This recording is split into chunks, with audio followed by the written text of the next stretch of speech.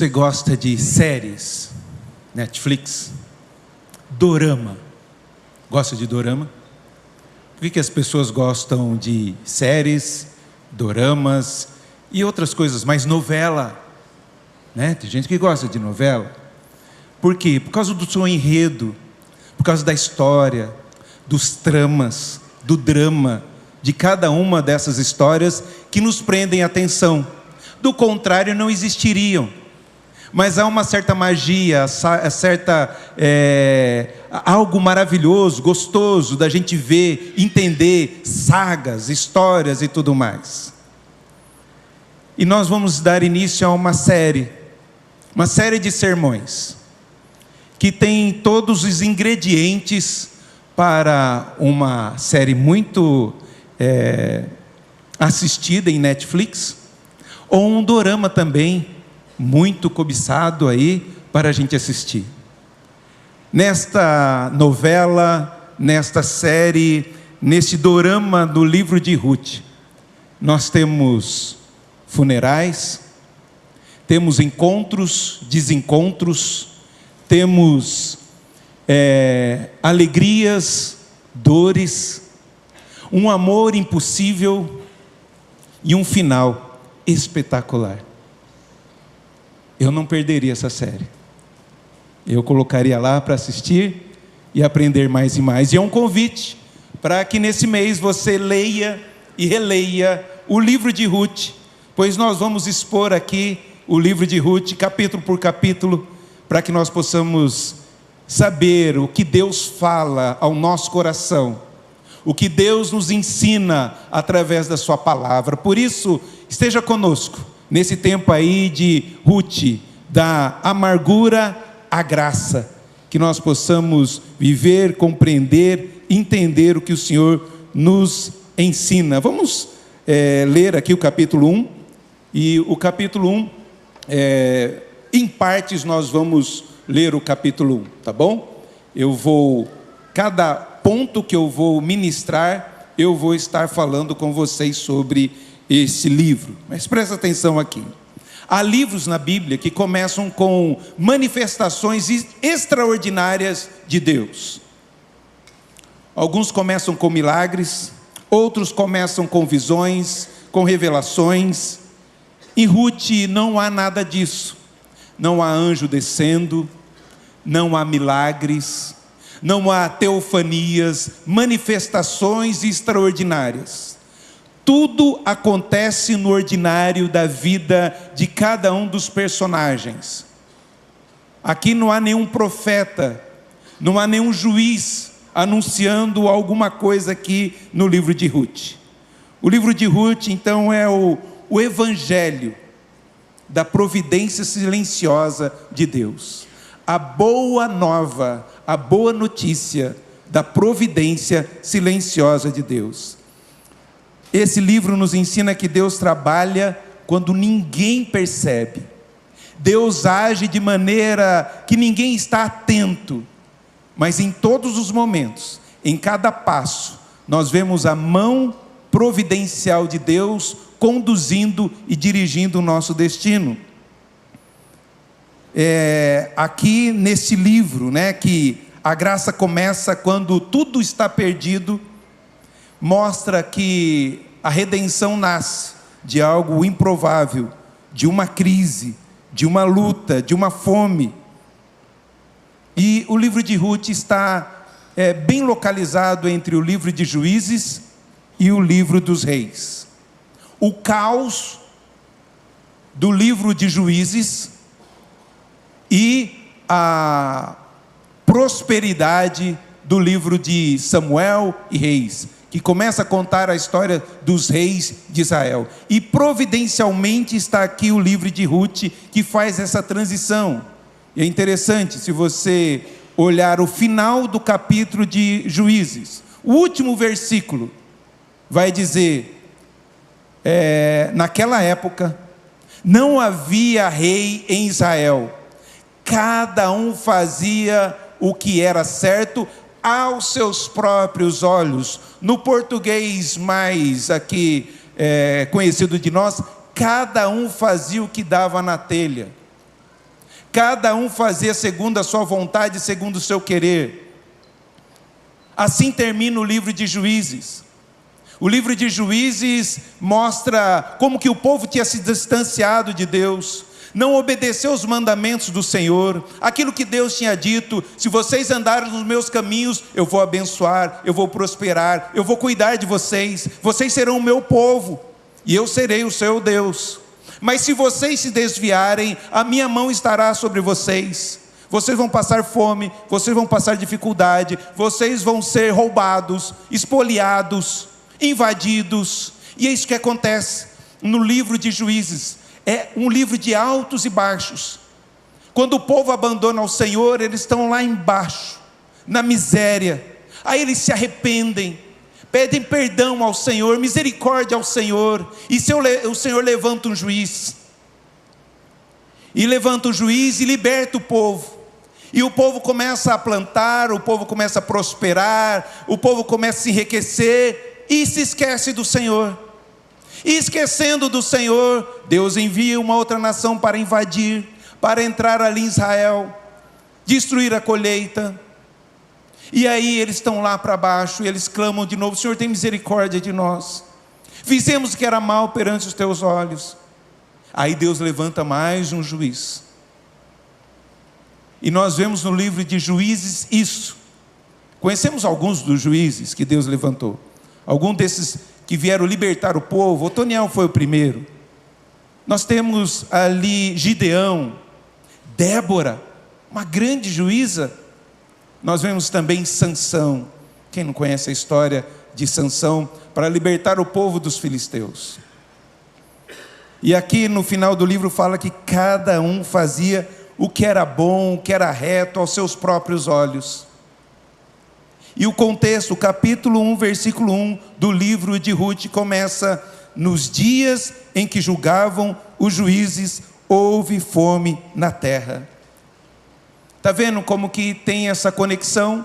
Eles estão saindo do livro de Juízes, mostrando que Ruth está dentro dessa história de abandono, de esquecer ao Senhor, e prepara, esse livro prepara para o livro de Samuel, de Reis, porque Ruth vai ser a bisavó de Davi. E como que Deus faz isso? Como que Deus trabalha nessa história, em cada capítulo, para mostrar que eu não sou Deus ausente, Deus presente, e que apesar de vocês, eu continuo regendo a história, e vai cumprir as profecias que eu levantei para o meu povo. É nesse contexto que nós vamos ler aqui o capítulo 1, e nós vamos ler a primeira parte que eu gostaria de falar com vocês, do 1 ao 5, quando a dificuldade nos afasta de Deus. Olha só o que diz a palavra do Senhor. Nos dias em que julgavam os juízes, houve fome na terra, e um homem de Belém de Judá saiu a habitar na terra de Moabe, com sua mulher e seus 2 filhos. Este homem se chamava Elimeleque, e sua mulher Noemi. Os filhos se chamavam Malom e Quileon, efrateus de Belém de Judá. Vieram à terra de Moabe e ficaram ali. Morreu Elimeleque, marido de Noemi, e ficou ela com seus 2 filhos, os quais casaram com mulheres moabitas. Era o nome de uma órfã e o nome de outra Ruth, e ficaram ali 10 anos. Morreram também ambos, Malom e Quileon, ficando assim a mulher desamparada de seus 2 filhos e de seu marido. Vamos orar? Santo e maravilhoso Deus, pedimos a bênção do Senhor na meditação da Tua palavra. Que o Senhor ilumine o nosso entendimento, possamos compreender a Tua palavra, sermos desafiadas por ela a viver de acordo e conforme a Tua vontade. Trabalha no coração de cada um dos meus irmãos e irmãs que estão aqui. Aqueles que têm enfrentado a amargura, as lutas, as dificuldades. Que possa sair daqui, ó Pai, cheio da Tua graça, do Teu amor, da Tua misericórdia e do Teu cuidado. Assim pedimos em nome de Jesus. Amém. Queridos, nós vemos aqui no livro de Ruth, como eu falei, é o elo entre o caos e o reinado, entre a fome e a colheita, entre a amargura e a graça. E o capítulo 1 começa como um tom dramático, de funerais, de tristeza, de dor, de dificuldade da vida. E agora eu digo, nas dificuldades da vida, como é que você tem tomado as suas decisões? No aperto da vida, na pressão que a vida coloca sobre você, quando encurrala você, onde você busca auxílio, ajuda e direção, onde você busca alívio para essas lutas e tribulações. Aqui nós vemos Elimeleque, que diante da fome da cidade, que diante da dificuldade da cidade, ele resolve sair da cidade. Ele resolve pegar a sua família, e ele prefere satisfazer a sua fome do que permanecer fiel e aceitar o cuidado de Deus. Lembrando, tem fome. E como qualquer pai de família, eu vou para o lugar onde tem comida. Só que, qual é a causa da fome? A causa da fome é que o povo tinha abandonado o Senhor. E Deus estava colocando a sua mão de juízo para chamar o povo ao arrependimento. E por isso Elimeleque nunca aceita a disciplina do Senhor, o juízo do Senhor. E por isso, diante da pressão, eu quero fazer o que é bem aos meus olhos. Eu quero fazer o que é bem para mim, para a minha família, sem consultar ao Senhor. E muitas vezes nós queremos resolver os problemas, as lutas, as dificuldades, as pressões da nossa vida, fugindo do cuidado e da disciplina do Senhor. A causa era justa, mas ele sabia que muita gente ficou, muita gente esteve ali disposta a aceitar o cuidado, o juízo do Senhor ali em Belém. Por isso é muito importante que a gente entenda que quando as dificuldades nos afastam de Deus, as nossas decisões, as nossas escolhas podem nos afastar de Deus. Pode parecer algo bom. Moabe era uma terra fértil, mas não tinha Deus. Um povo idólatra, um povo inimigo de Israel, impediu o povo de Israel de cortar caminho para a terra prometida. Pagou para Balaão profetizar contra Israel. Filho de incesto de Ló, das filhas de Ló, nascem aí os amonitas e os moabitas, duas nações idólatras, sempre inimigo diante do Senhor. Por isso ele prefere buscar onde há fertilidade, mas não há o Senhor, do que na escassez, mas tem o Senhor. Parece o povo no Egito. Que saudade da terra do Egito. No Egito a gente tinha cebola, pepino, a gente tinha tudo lá para comer. Agora a gente está aqui nesse deserto comendo esse pão. Querido, no deserto a gente pode não ter cebola, comida boa, mas nós temos o Senhor. E voltar para o Egito é escravidão, é se tornar escravo novamente. E aqui está Elimeleque, fugindo da disciplina do Senhor, da chamada ao arrependimento. E as consequências são muito graves quando ele toma essa decisão.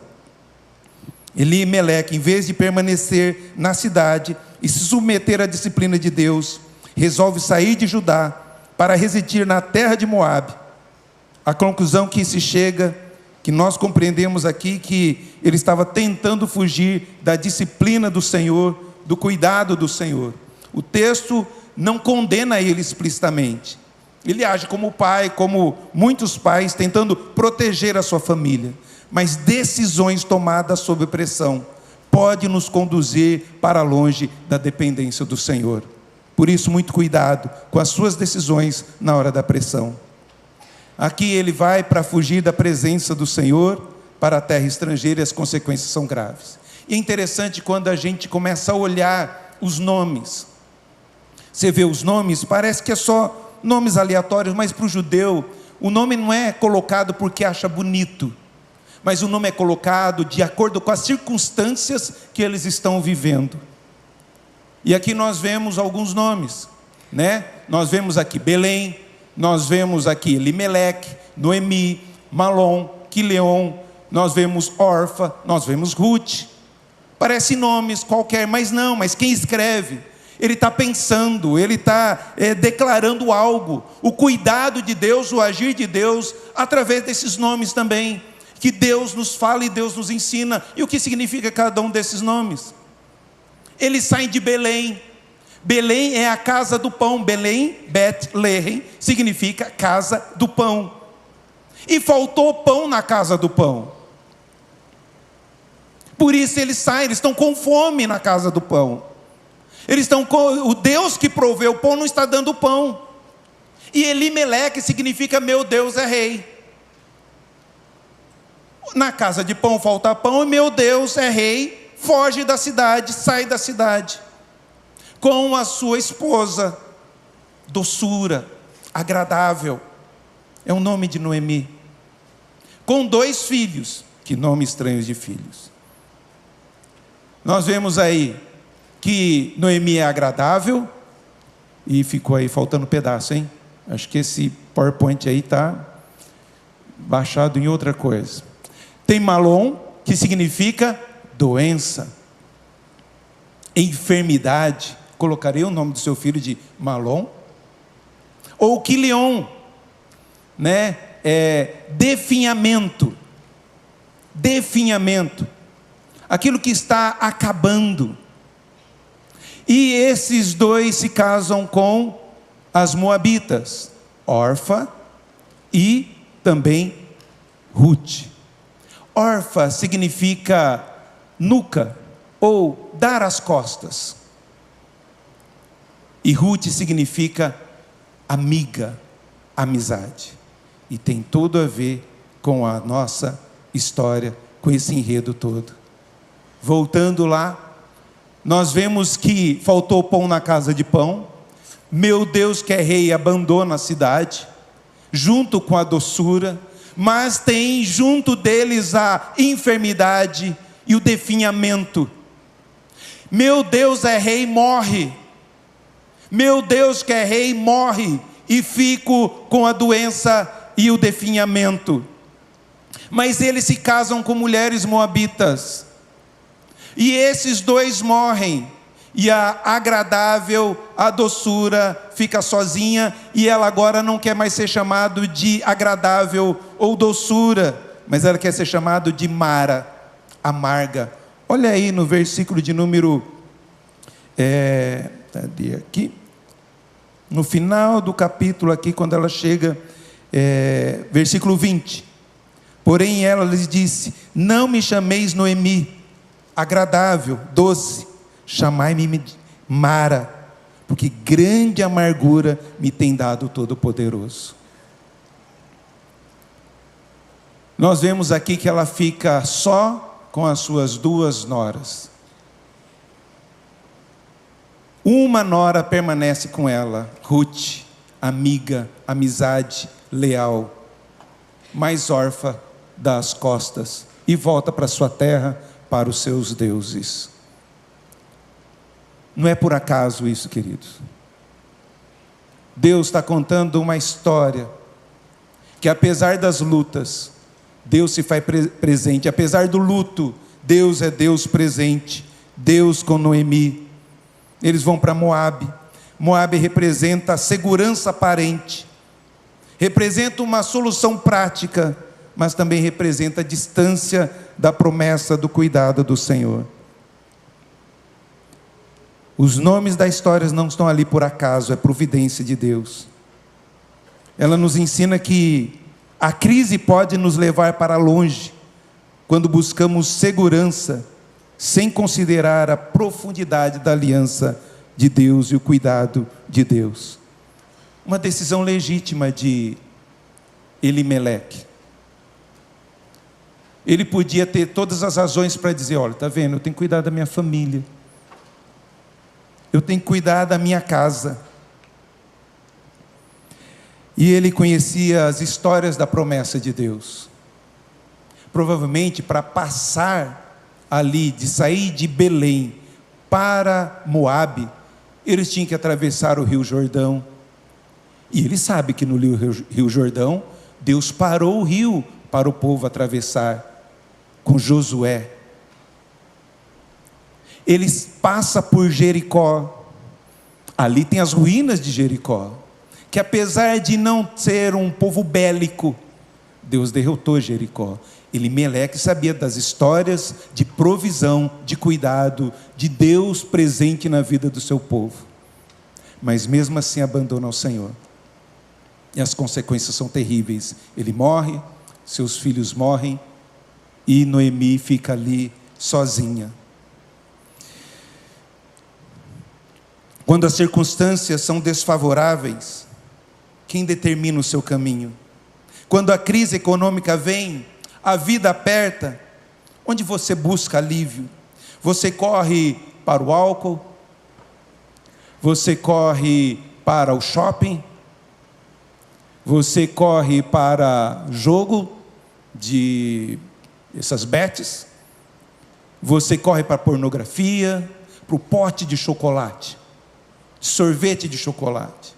Para onde você corre para aliviar tudo isso? E talvez seja justificativo, mas você não sabe o que eu estou passando, a minha luta, eu tenho que conseguir alguma maneira um dinheiro.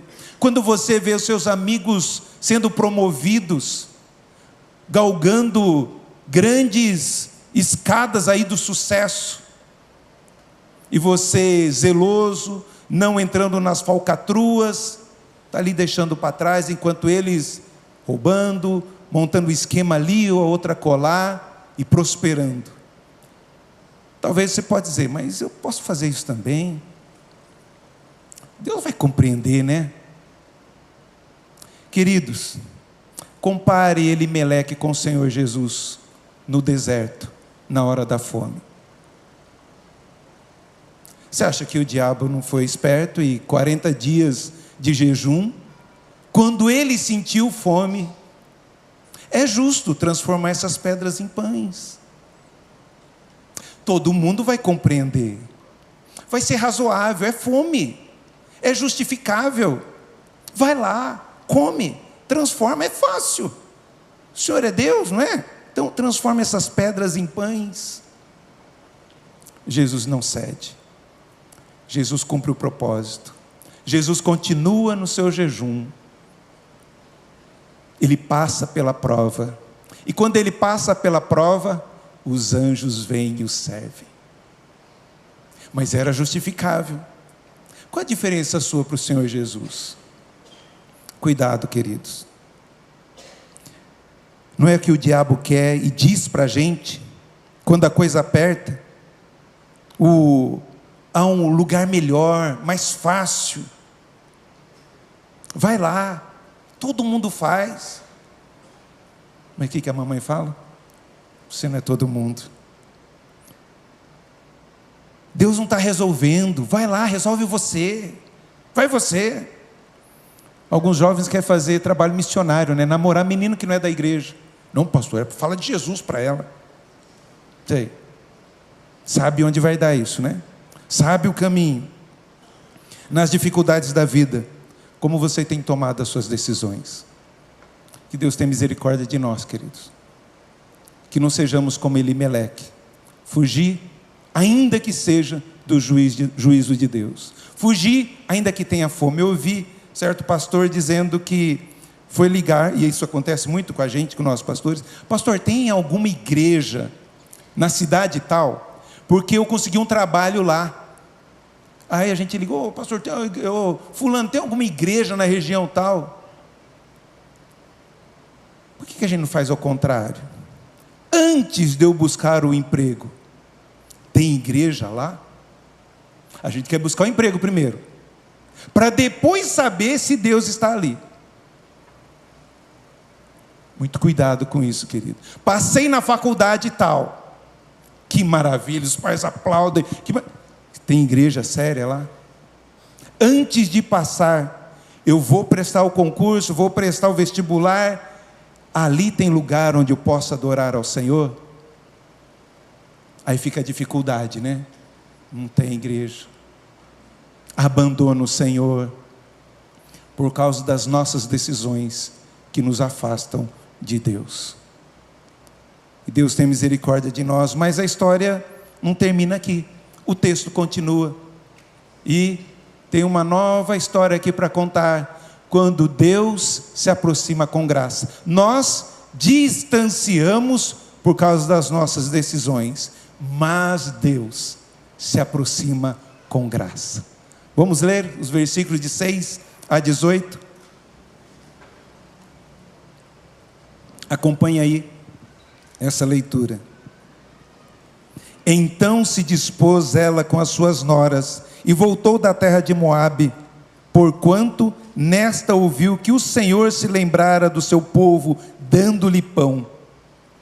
Saiu, pois, ela com suas 2 noras, no lugar onde estivera. Indo elas caminho de volta para a terra de Judá, disse-lhe Noemi: Ide, voltai cada um à casa de sua mãe, e o Senhor use convosco de benevolência, como vós usaste com os que morreram e comigo.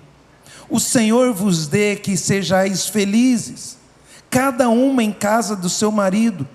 Beijou-as elas, porém, chorando em alta voz, e lhe disseram: Não, iremos contigo ao teu povo. Porém Noemi disse: Voltai, minhas filhas, porque irias comigo? Tenho eu ainda no ventre filhos, para que vos seja por maridos? Tornai, filhas minhas, ide-vos embora, porque sou velha demais para ter marido.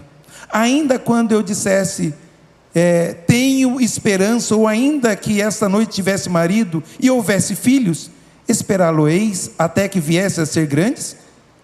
Abster-vos-ias de tomardes maridos? Não, filhas minhas, porque por vossa causa a mim se amarga o ter o Senhor descarregado contra mim a sua mão. Então de novo choraram em voz alta.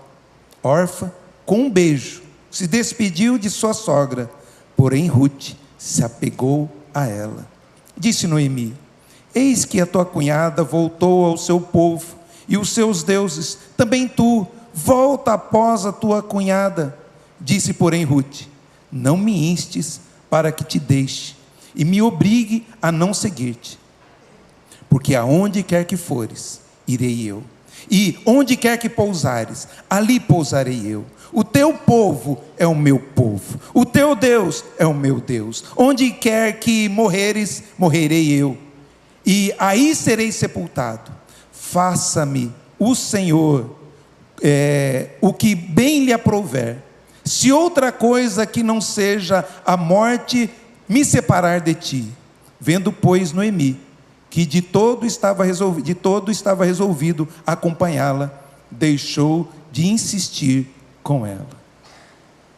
Eles saem, a morte, a funeral, a amargura, não tenho mais esperança, mas o Deus da aliança, o Deus que conhece os nossos caminhos, o Deus que sabe o nosso destino, já tinha preparado tudo. Olha só o versículo de número 6. Então se dispôs ela com as suas noras, e voltou da terra de Moabe, porquanto nesta ouviu que o Senhor se lembrara do seu povo, dando-lhe pão. Na amargura, na dor, na tristeza de Noemi, Deus já estava por trás, preparando pão na casa do pão. É maravilhoso isso, é tremendo isso. O Senhor se lembrara de quem? De Rute? De Noemi? O Senhor se lembrara do seu povo.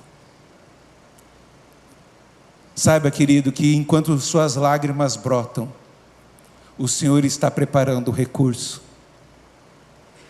Enquanto que a dor vem, Deus está preparando o alívio, o sustento, o cuidado. Isso mostra esse Deus fiel que percorre toda a história desse livro. Esse Deus que permanece fiel, apesar das circunstâncias. Nós que por causa das circunstâncias cegam os nossos olhos e não vemos e reconhecemos a soberania de Deus. Que apesar dos nossos caminhos errados, apesar da nossa vida torta, apesar de nós muitas vezes abandonar ao Senhor, Ele não nos abandona. Ele continua sendo fiel, Ele continua planejando, escrevendo, e a nossa vida nunca será uma página em branco, será uma página escrita e traçada por esse Deus de aliança, esse Deus que prometeu que ia perseverar, esse Deus que ia abençoar o seu povo. É esse Deus que você serve, é esse Deus que você adora, que apesar das lágrimas, da amargura, da luta, da dificuldade, Ele está preparando o pão na casa do pão. Que gostoso é quando a gente, lembro disso, de estar no seminário, passar aquela semana toda no seminário, longe de casa. Mas quando eu voltava, eu sabia que ia ter cheirinho de pão. Eu sabia que tem um bolo gostoso lá. Eu fui criado pela minha mãe, né? Então eu sabia que tinha colinho de mamãe lá. É esse Deus que nós servimos, apesar da distância, apesar da lágrima, apesar da dor. Deus é leal, Deus é fiel, Deus cumpre as suas promessas. E não só as promessas desse Deus de aliança que faz conosco, mas também nós vemos uma lealdade, e a graça alcançando uma estrangeira, uma não crente, uma ímpia. É uma aliança que Deus faz, a graça faz mudar de rota. Cuidado maravilhoso. Ele encontra ali a Ruth, e Ruth faz um voto. Isso é uma profissão de fé. Eu creio no seu Deus. O seu Deus agora é o meu Salvador. O seu Deus é o meu Deus. O teu povo é o meu povo. Não é só uma aliança familiar. É uma aliança com Deus. Aquela que é estrangeira, que não poderia um moabita sentar na mesa do Senhor. Deus está preparando o ventre dela, para daí vir, ela se torna a bisavó de Davi. E de Davi, da raiz de Davi, o Salvador, o nosso Senhor Jesus. Ela faz essa declaração. Não é uma declaração só de amor, é uma declaração de aliança, de pacto que ela faz. Deus a alcança, Deus move Belém ter fome, para que uma família saia de lá, vá para Moabe, e em Moabe esses meninos se casam, e casando, mesmo com as suas escolhas erradas, Deus vai consertando a história. Deus escreve certo por linhas certas. Nós que entortamos. Deus escreve certo por linhas certas, sempre. Saiba disso. E por isso, ela é encontrada pela graça. Se as minhas decisões me afastaram de Deus, Deus, com sua graça, me aproxima dele. E por último, queridos, quando Deus trabalha em silêncio, é maravilhoso o agir de Deus. Olha o versículo de número 19. Então ambas se foram até que chegaram a Belém. Sucedeu que, ao chegarem ali, toda a cidade se comoveu por causa delas, e as mulheres diziam: não é esta Noemi? Porém ela lhes dizia: não me chames Noemi, chamai-me Mara, porque grande amargura me tem dado o Todo-Poderoso. Ditosa eu parti, porém o Senhor me fez voltar pobre. Por que, pois, me chamareis Noemi, visto que o Senhor se manifestou contra mim, e o Todo-Poderoso tem me afligido? Assim voltou Noemi da terra de Moabe, com Ruth, sua nora, a moabita, e chegaram a Belém, no princípio da cega da cevada. Queridos, ela apesar da sua dor, da sua angústia, não cegou ela da soberania de Deus. Se você der uma olhada no texto, é bem claro o que trata. Como ela fala: grande amargura me tem dado Todo-Poderoso. O Senhor se manifestou contra mim. O Todo-Poderoso tem afligido. Deus não faz com que a gente seja hipócritas. E a gente pode dizer das nossas dores: Senhor, estou com fome. Senhor, preciso da sua intervenção. Senhor, onde está o Senhor? Senhor, preciso dessa ajuda. Deus, faz o milagre. Deus, estou na angústia. Deus permite. Isso não é incredulidade. Isso não é incredulidade, é oração, é lamento, é clamor diante do Senhor. Deus não deixa de nos escutar quando a gente fala: Deus, o Senhor tem me dado amargura, o Senhor tem afligido o meu coração. Mas ainda assim ela o chama de Todo-Poderoso. Apesar do seu luto, apesar das suas amarguras, apesar da sua aflição, Deus não se tornou o seu inimigo. Deus continua sendo Deus, e ela adora, ela glorifica, ela exalta o Todo-Poderoso. E o mais maravilhoso, que enquanto ela chora, a mão silenciosa de Deus vai cuidando de todas as coisas. E no final desse capítulo, como que começa o capítulo? Com fome. E como que termina? Termina: e chegaram a Belém, na casa do pão, no princípio da colheita da cevada. Deus traz no tempo certo. Ela vê lágrimas, mas Deus está preparando o pão, o cuidado, o carinho, o sustento para essas mulheres. Não há milagre aqui, não há intervenção sobrenatural de Deus, mas a mão de Deus, a mão invisível de Deus, está cuidando de tudo. O capítulo começou com fome e termina com colheita.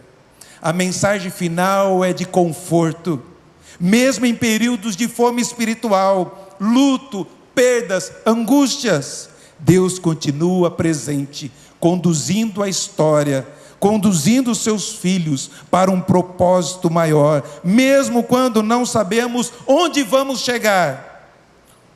Deus sabe, e Deus dirige o meu destino, o seu destino.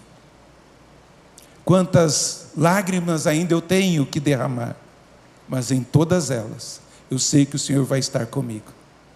E no tempo da colheita, no tempo certo, Ele vai me levar para lá. Belém pode parecer vazia, mas continua sendo casa do pão. Deus continua sendo o meu Rei, o meu Deus. Mesmo quando não entendemos, nossa identidade não é definida pela dor, mas pelo Deus de graça e misericórdia. Talvez aqui alguns estejam vivendo o versículo 20, me chame de Mara, mas Deus quer dizer para você: é tempo de colheita, é tempo de refrigério, é tempo de descanso. Creia nisso, confie nesse Deus tremendo e maravilhoso. Não interprete, querido, não interprete a sua história apenas pela crise, ou pelas frustrações, pelos planos que não deram certo, pelos sonhos interrompidos. Não interprete a sua vida assim, mas no capítulo 1 de Ruth nos ensina que a crise não é o capítulo final. Deus continua sendo Deus, e Belém continua sendo a casa do pão, e por isso, interprete, compreenda, confie na providência de Deus, a providência silenciosa de Deus. Há momentos em que Deus trabalha em silêncio, sem explicações, sem respostas claras, imediatas, mas no silêncio. E o silêncio não é ausência, não é descuido, Ele estava preparando o campo para a grande colheita. Sabe por quê? Porque os que com lágrimas semeiam, com júbilo ceifarão. Os que saem andando e chorando enquanto semeia, voltará com júbilo, trazendo os seus feixes. As lágrimas têm sido muitas, as dores também, a enfermidade, mas saiba, essas lágrimas vão regar uma grande colheita para a glória do nosso Deus. Confie no Senhor, descanse no Senhor. As nossas decisões, na hora da pressão, têm que ser dirigidas pelo Senhor sempre. Cuidado com a prosperidade dos outros, cuidado com o sucesso dos outros. Confie que a nossa maior alegria está no céu. E por mais que você se distanciou do Senhor, Deus nunca te abandonou. Hoje é tempo de graça, de você se achegar de novo, caminhar com o Senhor. Ele conhece as suas lágrimas, conhece o seu gemido, mas Ele está te levando de novo para a casa do pão. Hoje nós temos pão. Deus te chama hoje para sentar à mesa, para desfrutar das bênçãos e conhecer da graça e do amor dEle. E que apesar das suas lágrimas, você vai voltar com júbilo, glorificando ao Senhor. Sabe o que acontece no capítulo 2? Domingo que vem nós vamos falar sobre isso. Leia essa série, essa novela, esse dorama, esse drama, e entra nessa história, e conheça e reconheça o Deus de amor, de graça e misericórdia, que mesmo que tomemos decisões contrárias à sua vontade, Ele não desiste de nós. Ele vai atrás dessa ovelha perdida. É o que Jesus fez, é o que Jesus faz com você que veio hoje aqui. Ele está dizendo para você: você ainda é filho amado, volte para os meus caminhos, quero abençoar a sua vida. Vamos cantar ao Senhor um hino que fala sobre isso, desse cuidado de Deus, dessa direção de Deus, como que Deus dirige a nossa vida. Vamos colocar em pé e vamos cantar o hino de número 153, Amparo Divino.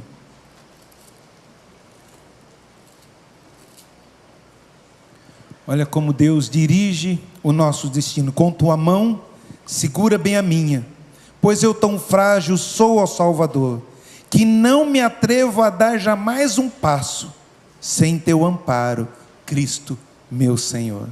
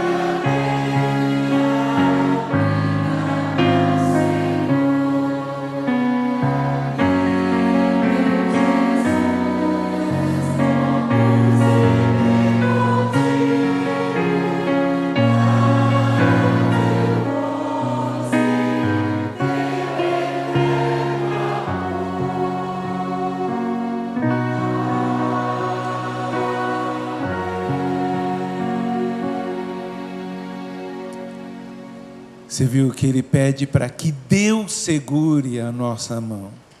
Porque se for depender de Deus segurar a mão do Senhor, que Deus segure bem a nossa mão e nos conduza tranquilos, mesmo quando as sombras são mais escuras. Senhor, tem misericórdia de nós. Muitas vezes tomamos decisões apressadas e sem a orientação do Senhor. Tem misericórdia e nos perdoe. E por causa dessas decisões, ó Pai, nos afastamos de Ti. Mas sabemos que a Tua graça nos alcança. A Tua misericórdia se renova a cada dia.